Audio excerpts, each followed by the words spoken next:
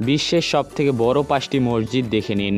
Number 5, মসজিদুল হাসান আল শানি, মরক্কোর ক্যাসাব্লাঙ্কায় অবস্থিত। আটলান্টিক মহাসাগরের তীরে এই মসজিদটি স্থানীয়দের কাছে হাসান মসজিদ নামে পরিচিত, যেখানে একসঙ্গে নামাজ পড়তে পারেন 1,05,000 মুসল্লি। নাম্বার 4, ইস্তিকলাল মসজিদ। এটি ইন্দোনেশিয়ার জাতীয় মসজিদ। দেশটির স্বাধীনতার স্মৃতিস্বরূপ ইস্তিকলাল মসজিদ নির্মাণ করেন। এখানে একসাথে নামাজে দাঁড়ায় 1,20,000 মুসল্লি। নাম্বার 3, হারামে ইমাম রেজা।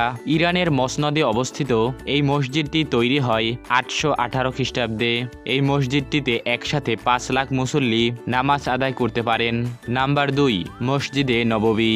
এই মসজিদটি 622 খ্রিস্টাব্দে হযরত মুহাম্মদ সাল্লাল্লাহু আলাইহি ওয়াসাল্লাম নিজ হাতে তৈরি করেছেন। নিয়মিত 6 লাখ মুসল্লি এখানে একসাথে নামাজ আদায় করতে পারেন। নাম্বার 1, মসজিদুল হারাম। মক্কার কাবা শরীফকে ঘিরে অবস্থিত মসজিদুল হারাম বিশ্বের সবথেকে বড় মসজিদ এবং মুসলিমদের পবিত্রতম স্থান। মসজিদটিতে 9 লাখ মানুষ একসাথে সালাত আদায় করতে পারে, তবে কখনো কখনো এর সংখ্যা 40 লাখেও পৌঁছায়।